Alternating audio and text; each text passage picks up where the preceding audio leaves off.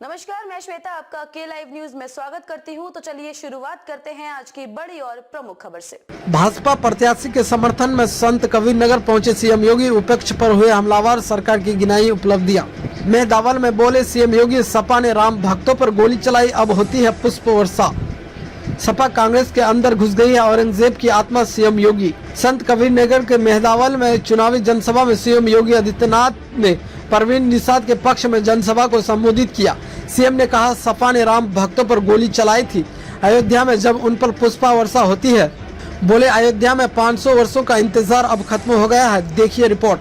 UP के जनपद संत कबीर नगर जिले के मेहंदवाल में आयोजित चुनावी जनसभा को संबोधित करने पहुंचे उत्तर प्रदेश के मुख्यमंत्री योगी आदित्यनाथ ने सपा कांग्रेस पर जमकर हमला बोलते हुए उन्हें रामद्रोही करार दिया। मुख्यमंत्री ने अपने संबोधन में कहा कि सपा कांग्रेस के अंदर औरंगजेब की आत्मा घुस गई है। ये लोग रामद्रोही हैं जो गठबंधन कर राम भक्तों को हराने के लिए आए हैं। मुख्यमंत्री ने कहा कि 500 वर्षों के लंबे संघर्ष के बाद अयोध्या में भगवान राम लला मंदिर निर्माण का रास्ता बीजेपी ने साफ करते हुए वहां राम लला का भव्य मंदिर बनवाया है। बीजेपी ने अयोध्या को त्रेता युग का गौरव प्रदान करा दिया है, जबकि सपा वालों ने राम भक्तों पर गोली चलाई थी। इसलिए आप लोग राम को लाने वालों को वोट दीजिए। उन्होंने कहा कि जो लोग पाकिस्तान का राग अलाप रहे हैं वो लोग भीख मांगने पाकिस्तान चले जाए। सपा कांग्रेस पर निशाना साधते हुए उन्होंने कहा कि ये लोग जिस विरासत टैक्स को जनता के ऊपर थोपने के ख्वाब पाल बैठे हैं, दरअसल ये उस औरंगजेब के शासनकाल का जजिया टैक्स है। औरंगजेब अपने भाई का बाप का हत्यारा था। उन्होंने कहा कि आज आतंकवादी घटनाएं होने पर पाकिस्तान तुरंत सफाई देता है, क्योंकि वो जानता है कि हम पहले छेड़ते नहीं और कोई हमें छेड़ता है तो उसे हम छोड़ते नहीं। इस दौरान मुख्यमंत्री एनडीए उम्मीदवार परवीन निषाद को बड़ी जीत दिलाने की अपील करते हुए सरकार की उपलब्धियों को भी गिनाया। उन्होंने कहा कि आज सभी को आयुष्मान योजना का लाभ मिल रहा है। पूरे देश में बेहतर इलाज की सुविधा विकसित हुई है।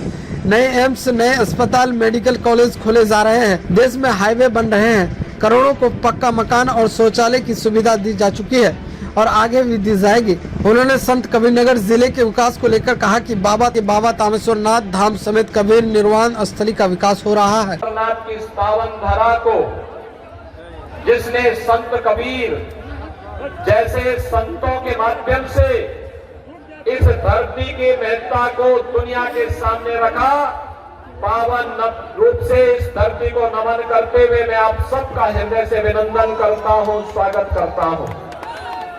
बहनों और भाइयों, लोकसभा चुनाव के 5 चरण संपन्न हो चुके हैं और इन 5 चरणों में देश के अंदर उत्तर, दक्षिण, पूर्व, पश्चिम अलग अलग राज्यों में मुझे जाने का अवसर प्राप्त हुआ है।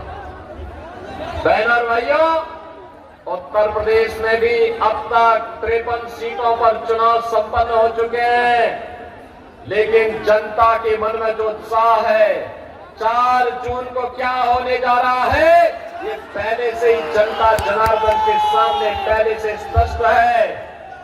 और जनता जनार्दन पूरे देश के अंदर एक स्वर में बोल रही है कि फिर एक बार।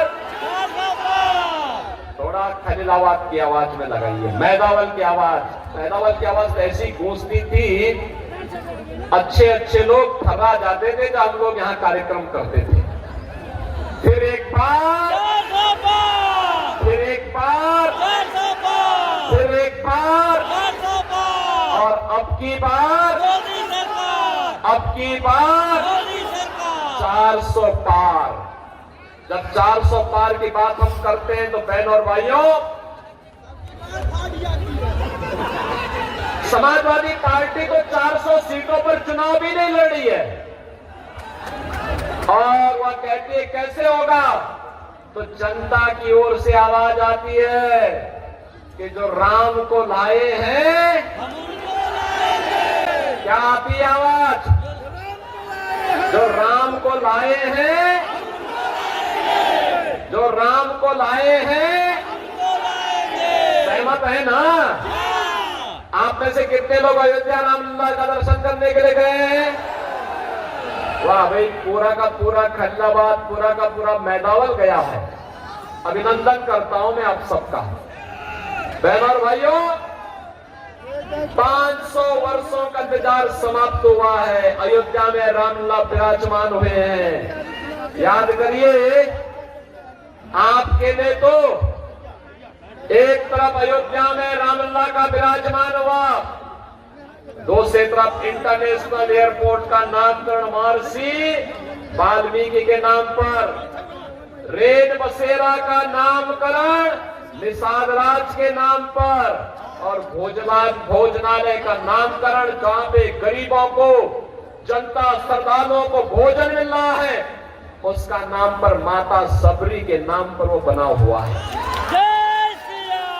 याद करिए, ये समाजवादी पार्टी के लोग राम भक्तों पर गोली चलाते थे, और आज अयोध्या में राम भक्तों पर पुष्प वर्षा हो रही है, पुष्प वर्षा।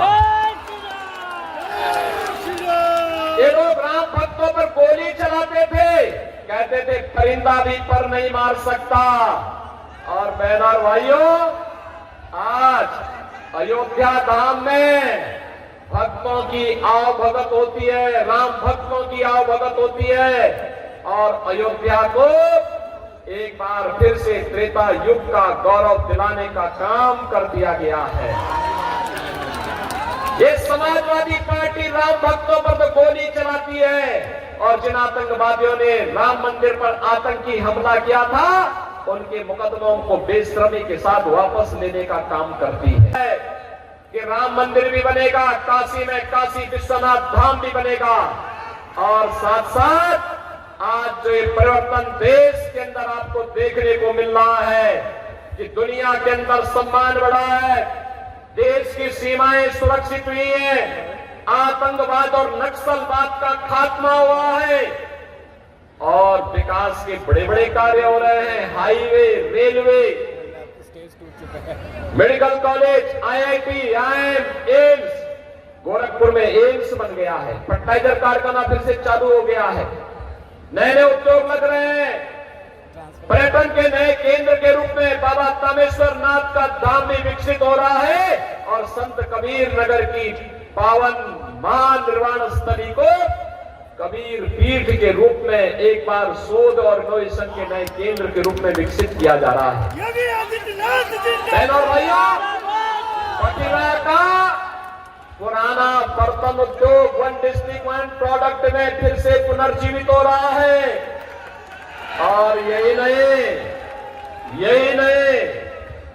आज तो विकास के साथ साथ गरीब कल्याणकारी योजनाएं, याद करिए समाजवादी पार्टी के समय में लोग भूख से मरते थे, दवा के भाव में दम तोड़ते थे, किसान आत्महत्या करता था, नौजवान पलायन करता था, बेटी और व्यापारी की सुरक्षा खतरे में थी, सुबह की शुरुआत एक घोटाले से होती थी, और सायंकाल आते आते किसी आतंकी वारदात या किसी वारदात की समाचार हमें देखने को मिलते थे।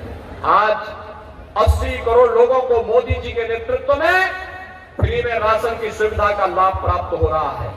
80 करोड़ लोग फ्री में राशन 4 वर्ष से प्राप्त कर रहे हैं। मोदी जी ने कहा है अगले 5 वर्ष तक लगातार जारी रहेगा। बहनों और भाइयों, जो लोग आज पाकिस्तान का राग अलापते हैं, मैं उनसे कहना चाहता हूं कि पाकिस्तान के अंदर 23 करोड़ लोगों का पेट नहीं भर पा रहा है वहां की सरकार। वहां पे 1 किलो आटा के लिए कैसे छीना झपटी होती है, जैसे मोहल्ले के अंदर कुछ जीव रोटी के टुकड़े के लिए आपसी छीना झपटी करते, ये स्थिति आज पाकिस्तान के अंदर आप देखने को मिल सकता है। और इसीलिए मैं कह रहा हूं, जो लोग पाकिस्तान का राग अलाप रहे हैं, वे कृपया पाकिस्तान जाएं। पाकिस्तान में भीख मांगने के लिए उनको एक अवसर जरूर मिल पाएगा, वहां उनको भीख भी नहीं मिलने वाली है। खबरों में अब तक के लिए बस इतना ही। फिर होगी आपसे मुलाकात ऐसी किसी बड़ी और खास खबर के साथ। तब तक के लिए नमस्कार और देखते रहिए के लाइव न्यूज।